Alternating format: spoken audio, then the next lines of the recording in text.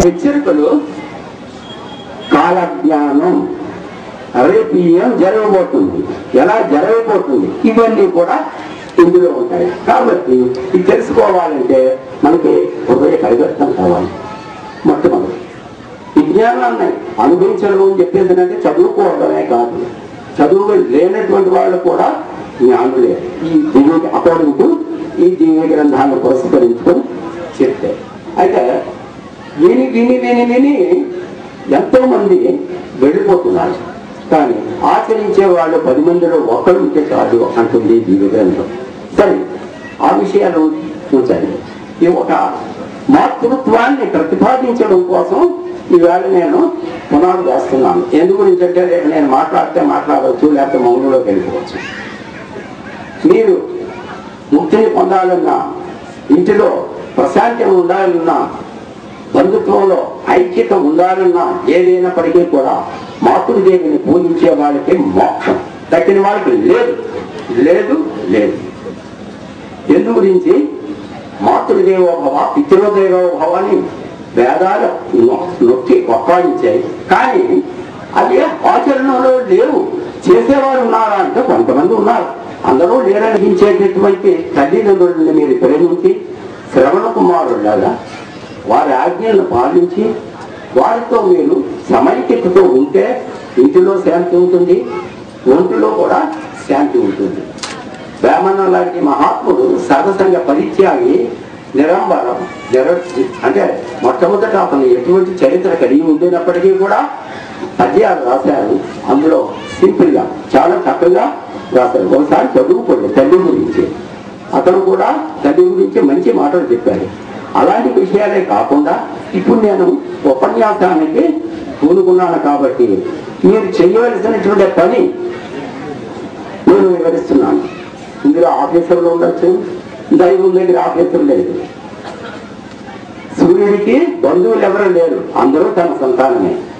భూమికి ఒక బిడ్డ కాదు, పుట్టిన జీవంతా భూమికి బిడ్డలే. అందుచేత మనం ఎలాంటి స్థితిని ఏర్పాటు చేసుకోవాలి, వీళ్ళ ప్రత్యేకంగా ఈ ముక్క అందరికీ కూడా చెప్పాలనేటటువంటి ఆశతోటి, మీ గృహంలో శాంతి కావాలనేటటువంటి తపనతోటి నేను ఈ విషయాలు చెప్తున్నాను. మాతృపూజ చేసి పితృపూజ అంటే మాతాపితృ ఇద్దరిది పూజ చేసుకోండి, వారి ఆశీర్వాదం తీసుకోండి. వారి ఆశీర్వాదం లేకుండా ఏ మానవుడు కూడా మోక్షం పొందలేదు. ఇది మాత్రం సత్యం. ఆచరించి చూపిస్తున్నారు జ్యోతిమండలి వల్ల. అలాగనే మహాత్ములందరూ చెప్పారు, చెప్పినా మనం వెళ్ళలేదు. ఇది ఆఖరు గడియ. ఇంకొక ఇప్పుడు మాతృపూజ గురించి చెప్తున్నాను. తల్లిదండ్రులను ప్రేమించడం, పూజించడం, ఇవన్నీ కూడా మాతృదేవుని సన్మానించడం, ఇవన్నీ కూడా ఎందుకు చెప్తున్నాను అంటే లోకం వినాశం కాబోతుంది. అది కాకుండా మనం లోకంని సంరక్షించుకోవాల్సినటువంటి బాధ్యత మనది. ఇందులో కొంతమంది మహాత్ములు ఉన్నారు, వారు పైకి రారు, వాళ్ళు లోపలే దాచేసుకుంటారు. బయట వారిని పబ్లిక్ కూర్చున్నట్లయితే నీ గురించే ఈ మాట చెప్తున్నాను. తెలిసి చెప్పిన వాళ్ళు అందరూ పూర్తి తెలివి తక్కువ వాళ్ళు, తెలియకుండా చెప్పేటటువంటి మాటలు మాత్రం ఎక్కువ. మంచిది. అయితే ఒక విషయం ఎందుకు చెప్తున్నానంటే, మీరు ఇంటి దగ్గర నుంచి ఇంత దూరం వచ్చారు, ఎన్నో డబ్బులు ఖర్చు పెట్టారు, పిల్లల్ని తీసుకొచ్చారు, కానీ ఎవరికైనా శాంతి ఉందంటే శాంతి లేదు. దీనికి కారణం మూలమేమి? తల్లిదండ్రులు పిల్లలకి నేర్పించి అంత నేర్పించుకున్నా వేరొక దగ్గర నుంచి చెడు కాలంలో వస్తూ ఉంటే మంచి కాలంలో కలిసి మంచి నీళ్లు కూడా చేరిపోతాయి. కాబట్టి మంచిని పెంచి మమతను పంచి మానవత్వాన్ని పోషించమని చెప్పేసి ఈ గ్రంథం హెచ్చరిస్తుంది ప్రపంచాన్ని. కానీ ఏ సైంటిస్టులు అయితే ప్రపంచం నాశనం కాబోతుందన్న వాళ్ళే మళ్ళీ తిరిగి రీసెర్చ్ చేస్తున్నారు. కాబట్టి వాటిని కంట్రోల్ చేసుకోండి. మీరు గ్లోబల్ వార్మింగ్ అంటారు దాన్ని ఇంగ్లీష్లో.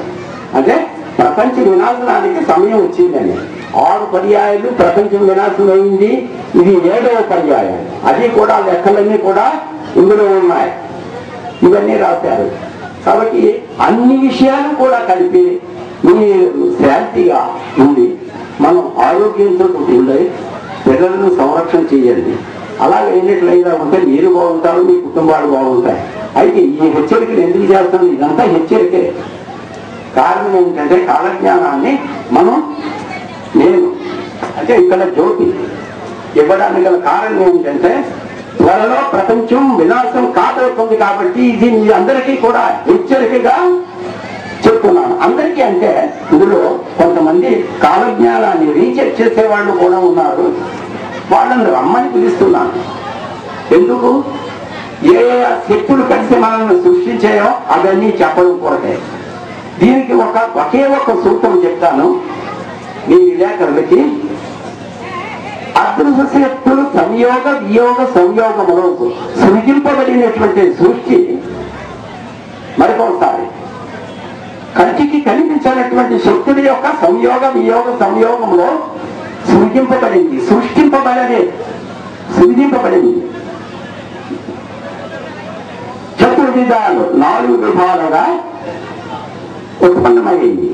భూమి నుంచి వచ్చేది రాజీయములు అంటే చెమ్మ ద్వారా వచ్చేది, చెట్లు చెమ్మ ఇలా అండజాలు గుడ్ల ద్వారా వచ్చేది, జరాయుధాలు అంటే కడుపులో ఉండే మాయ ద్వారా వచ్చేది 4 విధాలు. వాటిని 7 విధాలుగా భావించబడుతుంది. వృక్ష క్రిమి కీటక మత్స్య పక్షి జంతు మానవ స్వరూపాలు. మనమందరం మానవులుగా ఉన్నాం. మనం ముందు చెట్ల రూపంలోను, పురుగుల రూపంలోను, పక్షుల రూపంలోను అన్ని రూపాల్లో వచ్చిన తర్వాతే రాష్ట్రీయాలు. ఇది క్రియేషన్ తాలూకు రూపం. ఇది సైంటిస్టులకి ఒక పెద్ద పరిశోధన అది ఇచ్చారు. అందుచేత మనం ఇప్పుడు ఉండేటటువంటి దశలో మనల్ని మనం రక్షించుకుంటూ మన పిల్లల్ని రక్షించుకోవాలి అనేటటువంటి తపనతో ఉండే తల్లిదండ్రులు, మనం కాపాడుకోవాలనేటటువంటి జ్ఞానులు, జ్ఞానోపదేశం చేసి ఇతరులకు ఉపకారం చేద్దామనేటటువంటి తత్వవేత్తలు, ఇంకా అనేక విధాలైనటువంటి వాళ్ళు మీరు ఉన్నారు. మీరు అలా కాకపోయినా మీ పొట్టల్లో నుంచి ఎలా పుట్టి చూస్తారు. అందు గురించి ఫ్యూచర్ లైఫ్ యొక్క ఔన్నత్యంలో ఉంది. మీరు చదువుకోండి. అయితే కప్ప గెంతులాగా నేను వెళ్ళిపోతున్నాను ఈవేళ. అంటే అరగంట ఛాన్స్ ఇచ్చాను కాబట్టి మాట్లాడడానికి సంతోషంగా మాట్లాడుతున్నాను. అయితే ఇక్కడ ప్రతిపాదించినటువంటిది అమ్మ అనేటటువంటి పదంలో ఇప్పుడు ప్రకటన చేస్తున్నారు, చాలా ప్రకటన చేస్తున్నారు. కాబట్టి అది మీ కోణంలో వదకూడదు. మన జీవితాలను గురించి మన పిల్లలకి చెప్పవద్దు. మన పిల్లలు నేర్పించేసేటటువంటిది పవిత్రతని నేర్పించండి. ఆ పిల్లలు కావాలంటాడు ఆయన సృష్టికర్త. పిల్లలు కావాలి ఎందు గురించి అంటే పరిశుద్ధుడు. ఆ పిల్లల కోసమే మహాత్ములందరూ కూడా వేచి 2 3 తయారు చేసుకుంటున్నారు. అలాగా నేను కూడా తయారు చేసుకుంటున్నాను. ఇవాళ ఉంటాను, రేపు వెళ్ళిపోతున్నాను కదా. వెళ్ళిపోయినప్పుడు మరి మీరు ఎవరిని అడుగుతారు? నేను వెళ్ళిపోయినప్పుడు మీరు ఎవరిని అడుగుతారు? తండ్రిగా నేను చెప్తున్నాను. మీరు మామూలుగా చూడండి, వయసుని బట్టైనా చూడండి. 80 సంవత్సరాలు వచ్చాయి, 83 సంవత్సరాలు అది నాకు తెలియదు. 83 సంవత్సరాలు. మరి అందరూ వెళ్ళిపోయారు కదా, మరి నేను కూడా వెళ్ళిపోవాలి కదా. ఆ సంగతి గురించే మా విలేకరులు విమర్శించి కూడా రాస్తారు. వారు రాసినా నేను సంతోషిస్తాను. చెడు అయినా మంచి అయినా పబ్లిక్కి వెళ్ళాలని. వారు రాసినా రాయకపోయినా చెడే, మంచి మంచే. మల్లె తోట దగ్గర మనం తోటి ఉంటే మల్లె సుగంధం కలుషితమైపోతుంది. అలాగే మన వాళ్ళల్లో మంచిని చెడుగా రాయడం, చెడుని మంచిగా రాయడం కూడా ఉంటుంది. అలాగే గ్రంథాల్లో కూడా వివిధ రూపాల్లో రాస్తున్నారు. స్వార్థం కోసం డబ్బులు కావాలి.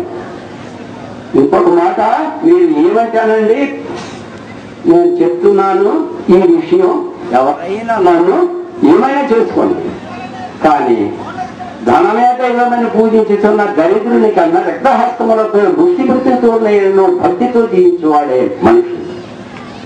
విద్యా విజ్ఞానములను అభ్యసించి వివేకం కలదని హెచ్చరించుకుంటూ, అంటే విద్యా విజ్ఞానములను అభ్యసించి వివేకులు అని చెప్పుకునేటటువంటి వాళ్ళు అజ్ఞానపు క్రియలు చేస్తున్నారు కాబట్టి విశ్వ వినాశనానికి పునాది వేయబడుతుంది.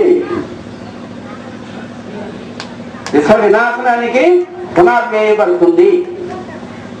విజ్ఞానం తప్పు చేయకూడదు. తెలియని వాళ్ళు, చదువు లేని వాళ్ళు తప్పు చేస్తే క్షమాపణ ఉంది. చదువుకున్న వాళ్ళు తప్పు చేసినట్లయినా కూడా క్షమాపణ లేదు, దేవుడు కూడా క్షమించదు. అందు గురించి ఎంత మీరు ఎక్కువగా చదువుకుంటే అంత మోసాలు చేస్తున్నారని మీరే చెప్పుకుంటున్నారు.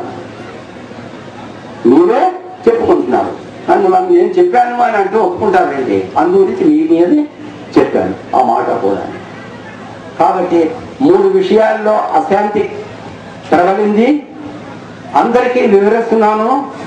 మర్చిపోమన్నది మర్చిపోయి. ఇది ఎందుకు చెప్తున్నానంటే దుఃఖంతో ఉండేటటువంటి కుటుంబాలు ఈ మన అందరినీ ఎందుకు వస్తున్నాయి దుఃఖం అని చెప్తానంటే, చదువుకున్న వాళ్ళు, చదువు లేనటువంటి వాళ్ళు ఇద్దరికీ కూడా ఇది వర్తిస్తుంది. నేను దేవుడి గురించి చెప్పడానికే స్వరూపి. ప్రేమ అంటే దేవుడికి, జ్ఞానం దానికి శ్రేష్ఠ. కాబట్టి క్రమ పద్ధతిలో అహింస తత్వాన్ని పురస్కరించుకొని ఆహారం సేవించండి. ఇది 3 ముక్కల్లో చెప్పాను. ఎక్కువగా చెప్పినట్లు ఇలా ఉంటే వివరణ అనేటటువంటి దానికి టైం లేదు.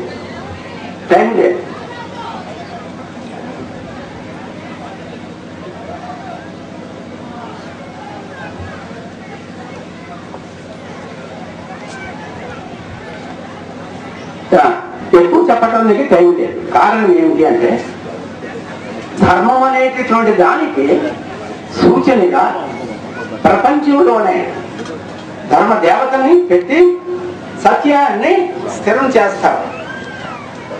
ప్రపంచంలో ధర్మదేవతని పెట్టి సత్యాన్ని చెప్పడానికి స్థిరం చేస్తారు. స్థిరం చేసేటటువంటి వేగమే తప్పు చెప్పినట్లు ఇలాగుంటే ధర్మదేవతని అక్కడి నుంచి తీసేయమంటారు. ఎవరు ధర్మదేవతను పెట్టుకొని, లైట్ ను పెట్టుకొని ప్రపంచంలో ఎవరు కూడా ప్రవచించలేదు. ఎందు గురించి?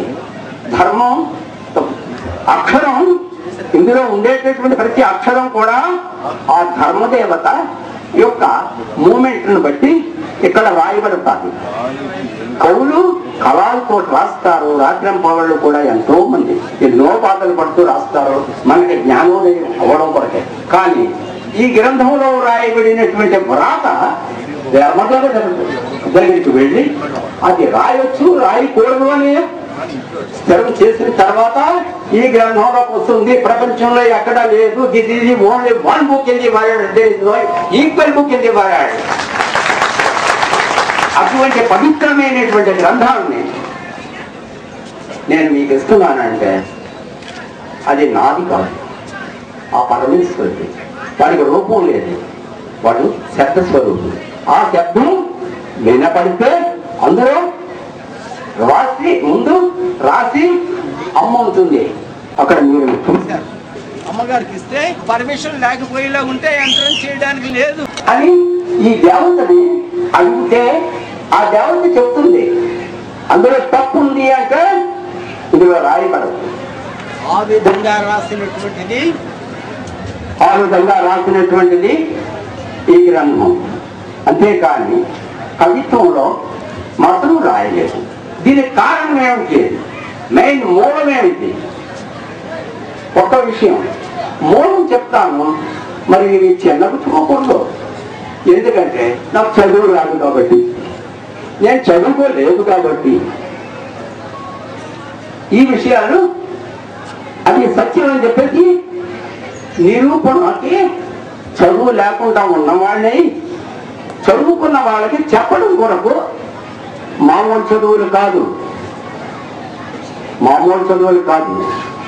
పెద్దవాళ్ళని తత్వవేత్తల్ని ప్రశ్నిస్తారు ఈ గ్రంథం, పండితుల్ని ప్రశ్నిస్తారు ఈ గ్రంథం, జ్ఞానాక్షర ధర్మాన్ని తీర్చడాన్ని పోషించే వాళ్ళని హెచ్చరిస్తుంది ఈ గ్రంథం.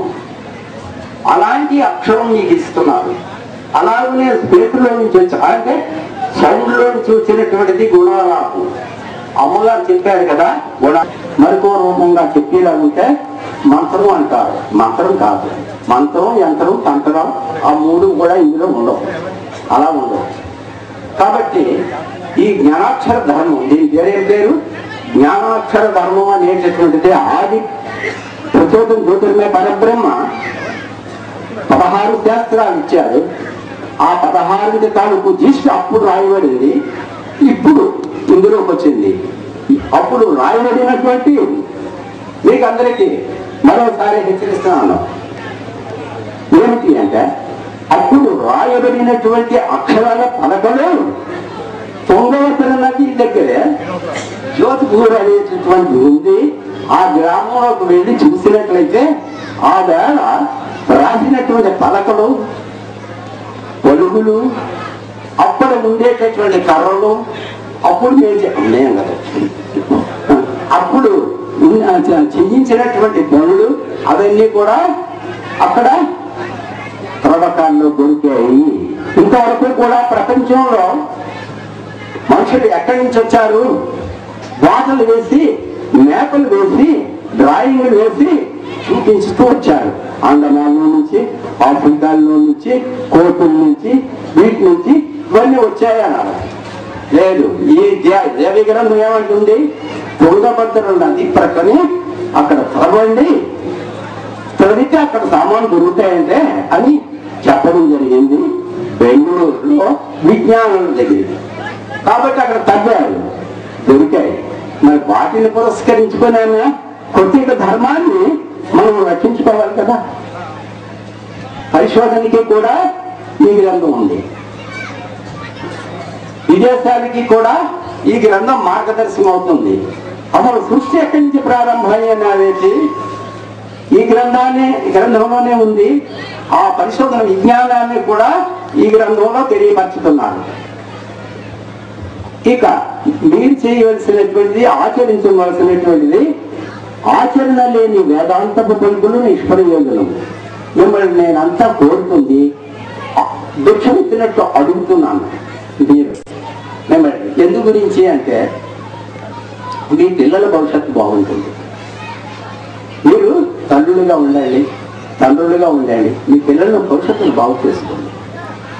దీనికి మూలం మాతృపూజ, పితృపూజ, అవి రెండూ కూడా చేసుకోండి. ఈ విషయాలు ఇందులో ఉన్నాయి. కాబట్టి ఇందులో ఉండేటటువంటి విషయాలు వరల్డ్లో అంటే ప్రపంచంలోనే గురించే నేను ఎప్పుడు చెప్తూ ఉంటాను.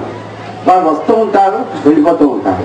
మనం కూడా పుడుతూ ఉంటాం, మళ్ళీ చస్తూ ఉంటాం, పుడుతూ ఉంటాం, చదువు పుట్టిన తర్వాత ఇప్పుడు మీరు విన్నారు కదా, ఇంకా చచ్చిపోవడం తర్వాత మళ్ళీ పుట్టుతుంది. పుడితే మీకు వచ్చేటటువంటి జన్మ దుఃఖం, జరా దుఃఖం, జాయా దుఃఖం అన్నారు. మరి అంతా దుఃఖంలోనే పుడుతున్నాం, దుఃఖంలోనే పెరుగుతున్నాం, దుఃఖంలోనే చచ్చిపోతున్నాం. మరి ఎందుకు మనం ఎందుకు పుడుతున్నాం అనేటటువంటి ప్రశ్న నేను తెలియదు, మనకి చిన్నప్పటి నుంచి చెప్పలేదు. అందుచేత మీరు దీనికి మొట్టమొదటి ఈ చిన్న పుస్తకం, దీనికి విషయ సూచిక. ఈ విషయ సూచికని మీరు చదివితే గ్రంథం తాలూకు విశిష్టత ఏమిటో మీకు తెలుస్తుంది. అలాగే ఇంకా పుస్తకాలు ఉన్నాయి, చదివి తెలుసుకోండి. ఇక ఇప్పుడు లాస్ట్లో ఒక మాట చెప్తాను. ఆకలిగా ఉన్న వారికి అన్నం, దాహం ఉన్న వారికి నీడే ఇవ్వాలి. నువ్వు బంగారం మూట పట్టుకెళ్ళి ఇచ్చినప్పటికీ కూడా దాహం తీరదు, బంగారం రత్నాలు ఇచ్చినప్పటికీ కూడా ఆకలి తీరదు. ఆకలికి అన్నమే కావాలి, దాహానికి జలమే కావాలి, నీవే కావాలి. ఇక మూడవది మాత్రం నేను చెప్తున్నాను, ముక్తిని పొందాలి అంటే జ్యోతిని ధ్యానం చేసుకోండి. ఇంకా వేరే మార్గం లేదు, వేరే మార్గం లేదు. పూజలు ఎన్ని చేసుకున్నప్పటికీ కూడా మనం అరటిపళ్ళు, కొబ్బరి ముక్కలే. కానీ పూజలు చెయ్యొద్దని చెప్పేసి నేను అనుకున్నాను. ఎందు గురించి అంటే పూజ ఎన్నాళ్ళు బట్టి చేస్తాం కాబట్టి ఇప్పుడు ఆ పూజ యొక్క ఔన్నతి ఏమిటో తెలుసుకుంటున్నాం. తెలుసుకొని మనం జీవించాలి. కాబట్టి పూజ, నమాజు, ప్రార్థన, ధ్యానములన్నీయు ఏమిటి? పూజ, నమాజు, ప్రార్థన, ధ్యానములన్నీయు ఆ స్వయం జ్యోతి దగ్గరికి చేరవలసిందే. ప్రతి ఆలయానికి మీరు వెళ్ళండి, ఆ ఆలయంలో జ్యోతి వెలిగితేనే ఆ ఆలయానికి ఉన్నత స్థితి. అర్థమైందా? జ్యోతి వెలిగితే వెలగని వేవేల జ్యోతులు కలిసి వేరొక వెలగని దీపమును వెలిగించన్నారు. కానీ వెలుగుతున్న ఒక్క దీపం, ఈ ఊరికి ఒక్క మనిషి ఉంటే చాలు, ఆ దీపం ఆరిపోయిన ఏది దీపాలన్నింటినీ కూడా వెలిగిస్తాయి. కాబట్టి ఒక్కొక్కరు ఎన్నో గ్రామాల నుంచి వచ్చారు. మంచిని పెంచి మమతను పంచి మానవత్వాన్ని పోషించమని దీని తాలూకు అర్థం అవుతుంది. కాబట్టి జ్యోతిని ధ్యానించిన వారు భూమి మీద జ్ఞానులని పిలువబడుతున్నారు. అందరికీ ఇది హెచ్చరిక. చదువుకున్న వాళ్ళు చాలా మంది ఉన్నారు, డెబ్యూటీస్ ఉన్నారు, ఇంకా చాలా మంది ఉన్నారు, ప్రొఫెసర్స్ ఉన్నారు, పండితులు ఉన్నారు, తత్వవేత్తలు కూడా ఉన్నారు. మీలో వాళ్ళని కూడా కన్సల్ట్ చేసుకోండి. జ్యోతిని ధ్యానించే వారు భూమి మీద జ్ఞానులని పిలువబడదురు అని హెచ్చరిస్తుంది గ్రంథం. అయితే జ్యోతిని పూజించుకోకుండా వేరే లేదా అంటే లేదు, వేరే లేదు. జ్యోతిని ధ్యానించేవారు తారామండలమున ప్రకాశించుతున్న సూర్య చంద్ర నక్షత్రముల వలె భూమి మీద జ్ఞానదీపములై ఉంది. జ్యోతికి వినా లేదు. లాస్ట్ కంక్లూషన్ ఒకటి, మీలో జ్యోతి ఆరిపోయింది అంటే మీరు లేదు. నాలో జ్యోతి ఆరిపోయింది అంటే నేను ఉన్నాను. దీని అర్థం ఏమిటి? జ్యోతి యొక్క ఔన్నత్యాన్ని గ్రహించుకున్నటువంటి వాళ్ళు జ్యోతిని తప్ప ఇంటిలో కలిగినప్పటికీ జ్యోతి ఉంటుంది. ఎందుకు ఉంటుంది? ఏమి జ్యోతిని ఎందుకు వెలిగించాలి? జ్యోతి లేని దేవాలయం, జ్యోతి లేని దేహం రెండు లేవు. మళ్ళా జ్యోతి ఎగిరిపోతుంది, కలకల జ్యోతి ఎగిరిపోతుంది. ఈ విషయాలన్నీ కూడా కాలజ్ఞానంలో రాసి ఉంచారు. ఎప్పుడు ఏం జరుగుతుంది అని మీరు దాన్ని తెలుసుకోనండి. తెలుసుకొని మీరు దాన్ని ఫాలో అవ్వాలి. దీనికి ఎంత చెప్పినా నేను ఒక్కటి చెప్తాను, అమ్మని నాన్నని ఎప్పుడైతే గౌరవిస్తారో, వాళ్ళ మాటలు వింటారో, వాళ్ళ పాట ప్రసాదిస్తుంది తల్లి. తల్లి ప్రేమ స్వరూపం అయితే తండ్రి జ్ఞాన స్వరూపం. కాబట్టి ఎంత మీరు చదివినప్పటికీ కూడా దుఃఖం నుంచి విమోచన పొందలేరు. కాబట్టి 3 విషయాలు మానేయమని చెప్తాను. 3 విషయాలు అందరికీ, ఈ ప్రపంచానికే హెచ్చరిక. మీరు ఇంతమంది వచ్చారు, కానీ ఈ మాటలన్నీ మీ దగ్గర ఉండాలా? ఉండదు. ఉండకపోతే దుఃఖం. అయితే నేను 3 విషయాలు చెప్తున్నాను. క్లోజ్ చేసేటప్పుడు దానిని మీరు ఆచరించండి. ఆచరణ లేని వేదాంతపు పలుకులు నిష్ప్రయోజనం. ఏమిటి అంటే మీరు మత్తు మాంసాహార మధుపానాలు తగ్గించండి. త్రాగుడు మానేయండి. హింస అయినటువంటి మాంసాహారం మానేయండి. ఈ 2 మానేసేసినట్లయితే మీ గృహం అంటే ఇంట్లో సుఖంగా ఉంటుంది. ఇదేంటి బాబాజీ ఆఖరుకి ఇన్ని దేవుడి గురించి చెప్పారు, ఇది చెప్పారు, అది చెప్పారు, ఇదేంటి ఇది మాట్లాడడం మానేమంటున్నారు ఏమిటి అని. దానిని మానేస్తేనే మీకు జ్ఞానోదయం అవుతుంది. అది హింసతో కూడినటువంటి అంటే రక్తమాంసాలు, అవి తిన్నంత వరకు కూడా మనలో జ్ఞానం వికసించదు. అందుచేత బాబాజీ దగ్గరికి, బాబాజీ అంటే నేను కలుసుమా, అక్కడ ఉంటాడు, జ్యోతి స్వరూపంలో ఉంటాడు. ఇదిగో ఇక్కడ ఉంది దిగది, ఇదిగో ఈ కాంతి మనలో ఉంది కాబట్టి నేను ఈవేళ మాట్లాడుతున్నాను. ఆ కాంతి లేకపోతే లేదు. మీరు కూడా అంతే. అయితే అహింస పరమోత్తమ ధర్మాన్ని పోషించాలి. మీరు హింసతో కూడినటువంటి జీవితాలని మీరు గడపదు. ముక్తిని పొందాలి అంటే ఈ 3 విషయాలు జాగ్రత్తగా ఆచరించాలి. ఏమిటి? మాంసాహారం చెయ్యొద్దు. ఫస్ట్గా 10,600 సంవత్సరాలకి పూర్వం మాంసాహారం చేసేటటువంటి అడవి మనుషుల్ని, అంటే అందరికీ అడవి మనుషులు అప్పుడు వనంలో ఉండేవాడు, వన జనులు అనేవారు. జనులు కూడా కాదు, ఒక జీవి. ఆ తర్వాత మార్పులు వచ్చాయి. అలాంటి వాళ్ళ దగ్గర మైసృతి అనేటటువంటి బాబు ఈ మాంసాహారాన్ని మాన్పించాడు. ఎలా మాన్పించాడు? ఇందులో ఉంది. అంతకు ముందు లేదు. మనం అందరమే మనిజన్యులే. కాబట్టి మొత్తం మాంసాహార మధుపానములు ఏ ఇంటి దగ్గర కానీ ఏ శరీరంలో కానీ ఉంటాయో వాళ్ళకి మోక్షం ఉండదు, సుఖం ఉండదు, దుఃఖమే ఉంటుంది. వాళ్ళకి దుఃఖం నుంచి మీరు విమోచన పొందాలి అంటే ఇవి విమోచన పొందాలని ఎవరైనా ఆశిస్తే నేను కొంచెం బ్రతికున్నాను కాబట్టి కొన్నాళ్ళు ఉంటాను కాబట్టి నా దగ్గర రండి. వచ్చినట్లయితే నేను ఏ విధంగా మానాలి మానిపిస్తారు. ఎలా మానిపిస్తారో ఇందులో చాలా మంది తెలుసున్నారు.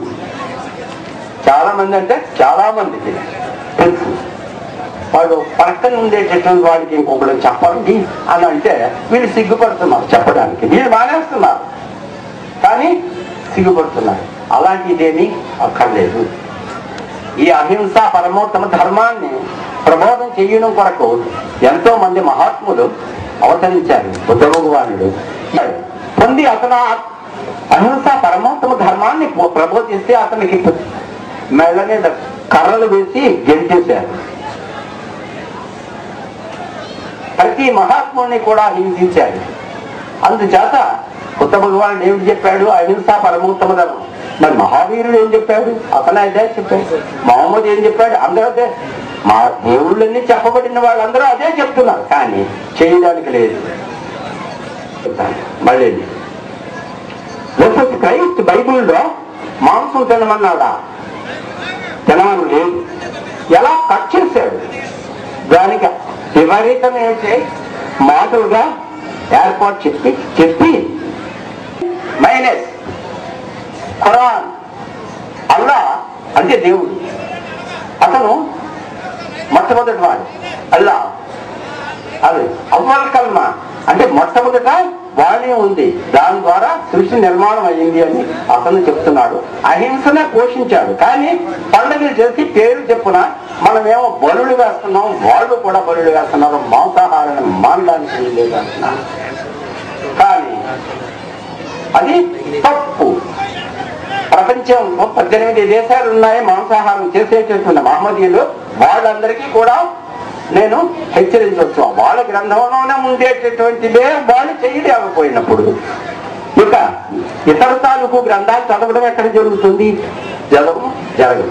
కానీ ప్రతి మహాత్ముడు కూడా అహింసను పోషించాడు. కాబట్టి మన ఈ దేవభూమి అహింసకి మూలస్థానం. కాబట్టి అటువంటి పవిత్రమైనటువంటి జన్మభూమిలో మనం పుట్టి పెరుగుతూ ఉండేవాడు. మనం తప్పుడు చేస్తే మన పిల్లలేలాగా ఈనాడు మనం దుఃఖానికి గల కారణం ఏమిటి అంటే ఈ హింసను పిల్లనాడండి. దానికి కూడా హెచ్చరికలు ఉన్నాయి దీంట్లో. అయితే రామాయణం భారతం కథలు చెప్పలేదు. నేను టీవీలో చూపిస్తూ ఉంటారు, అలాగా కథలు చెప్పలేదు. ఆ వేషధారణ కూడా ఉండకూడదు. సత్యమైంది జీవించాలంటారు. ఈ విషయాల్లో మీరు ఎటువంటి ప్రశ్నలైనా రాసుకొని నా దగ్గరికి వచ్చినట్లయితే నేను తప్పకుండా చెప్తాను. ఇక్కడ ఉండేటటువంటి చిన్న పిల్లలు, పాలు త్రాగే పిల్లలు కూడా ఈ విషయాల గురించి చెప్తూ ఉంటారు. కనుక ఈ పర్వదిన సందర్భంలో ఒక్కటి మానేయండి. ఏమిటి? త్రాగుడు మానేయండి. మగవాళ్ళు ఆడవాళ్ళు ఈ నాస్టి అంటే శవాన్ని తినకూడదు. ప్రాణం పోయిందంటే ఏమయ్యా, మరి మేకల్ని చేపల్ని వాటిని కోసేటప్పుడు ప్రాణం పోతుంది కదా, మరి ఈ శవాలా ఏమిటి? ఓ బుద్ధిస్ట్ గురువు గారు అవి శవాలేనా అంటే ఈ కాబోయే శవాలు శవం అయిపోయిన దాన్ని తింటుందన్నమాట. ఇది కూడా శవమే. దీపం ఆరిపోగానే దీపం ఉన్నంతసేపు ఆ దీపం లేనటువంటి శవాన్ని తింటుంది. మనం అలాంటివి తినిపించకూడదు. మహాత్ములు చెప్పారు అహింసను పోషించండి. మహాత్ములు ఎవరైనా లేదు. ఈ విషయంలో ఒక పుస్తకం ఏంటుంది, దాని పేరు జీవనకాంతి. అందులో అన్ని మతాల వాళ్ళకి కూడా పంపించారు, అన్ని మతాల వాళ్ళకి కూడా హెచ్చరించారు. మతం మార్చుకోవడం ఇది నక్షత్రాలు స్త్రీ పురుష వ్యత్యాసములు దైవానికి లేనే లేదు. అలాంటి వాటిని కల్పించి కేవలంగా స్వార్థంతో కొన్ని మాటలు చెప్పి ఆడవాళ్ళను మొట్టమొదట ఆడవాళ్ళు ముసలి వాళ్ళని నమ్మించి, ముసలి వాళ్ళ ద్వారా కుటుంబాన్ని నమ్మించి ఇలా మత ప్రబోధాలు చెప్తే మతాలు కొట్టుకు వస్తున్నాయి. బుద్ధ భగవానుడు యుద్ధాలు చేయకూడదని తనను సర్వం రాజ్యాన్నే విడిచిపెట్టేశాడు. ఆఖరు భార్య పిల్లల్ని కూడా విడిచిపెట్టేశాడు. మహావీర్, క్రీస్తు, బుద్ధుడు, మహమ్మద్ అందరూ కూడా హింసనే వెడరాడమన్నారు. కాబట్టి ఇంకా ఇలాంటి విషయాలు చాలా ఉన్నాయి చెప్పడానికి. ఎప్పుడన్నా వచ్చి నా దగ్గరికి రండి, నేను ఎంత కావాలంటే అంత చెప్తాను, మీరు నేర్చుకోవాలి. ఎవరికైనా చూడండి పబ్లిక్ లో డయాస్ మీద ఎవరికి డౌట్ ఏమిటి అని అడగరు. ఏమంటే ఇక్కడ కాదు, పట్టణాల్లో వాళ్ళు కూడా ఉన్నారు. ఇక్కడ పట్నం నుంచి వచ్చినటువంటి మహాత్ములు కూడా ఉన్నారు. ఎవరైనా పర్వాలేదు, సందేహం ఉంటే అడగండి. ఏంటి నేను కప్పగింతుల్లాగా చెప్పేశాను. కారణం ఏమిటి అంటే ఈవేళ ఒక్కనాడే నాకు ఛాన్స్ ఇచ్చారు మాట్లాడడానికి. అందు గురించి అన్ని విషయాలు తెలియపరచాలనే ఉద్దేశంతో ఈ విషయాలు చెప్పాను. కొన్ని మిమ్మల్ని ప్రశ్నించాను కూడాను. ఏది మంచిదో ఏది చెడ్డదో తెలుసుకున్న తర్వాత మంచిని పెంచి చెయ్యండి, చెడ్డని విడిచిపెట్టండి. ఇక దుఃఖానికి గల కారణాలు నా దగ్గర ఎన్నో వచ్చాయి. ఒక్క మాటలు చెప్పేస్తాను. చెప్పమంటారా?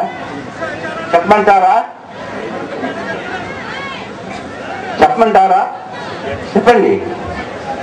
విద్యా విజ్ఞానములను అభ్యసించి, ఏమిటి విద్యా విజ్ఞానములను అభ్యసించి పట్టభద్రులై వివేకంతో కూడి ఉన్నవాళ్ళై విద్యా విజ్ఞానములను అభ్యసించి అజ్ఞాన అవివేకపు క్రియలతో జీవించే జీవితం, ఏమిటి అజ్ఞాన అవివేకముతో కూడించేటటువంటి జీవితం ఎలాంటిది అంటే నేనే రాశాను. నన్ను చంపేసిన పర్వాలేదు. వ్యభిచారం చేసే పిల్ల కానీ పారవేసినటువంటి పెండ్రంతో సమానం. అంటే మానేస్తారో అప్పుడే మీరు నీతిమంతుడిగా తీర్చబడతారు. పాడి పంటల కొరకు పశువులు విక్రయింపబడుతున్నాయి. మురికి బట్టలు మోయే గాడిదలు విక్రయింపబడుతున్నాయి. వరకట్నము పేరున వధువు కుటుంబమును భక్షించి విద్యార్థులైనటువంటి జ్ఞానులు అని చెప్పుకునేటటువంటి వాళ్ళు బ్రతుకుతున్నారు. ఆడపిల్ల తాలూకు కష్టార్జితుంది. ఇది ఎంతవరకు మంచిది? వరకట్నం ఉండకూడదు, మాంసాహారం ఉండకూడదు, ప్రజోగమనానికి కావలసినటువంటిది ఏది మనం చేయకూడదు. మూలం మిరపకాయ, పచ్చిమిరపకాయ వంటల్లో పనికిరావు. దానికి సమత్వ భావం మనకు ఉండదు. కాబట్టి కొన్ని విషయాలు ఆచరించండి, కొన్ని విషయాల్ని అనుసరించండి, విడిచిపెట్టండి.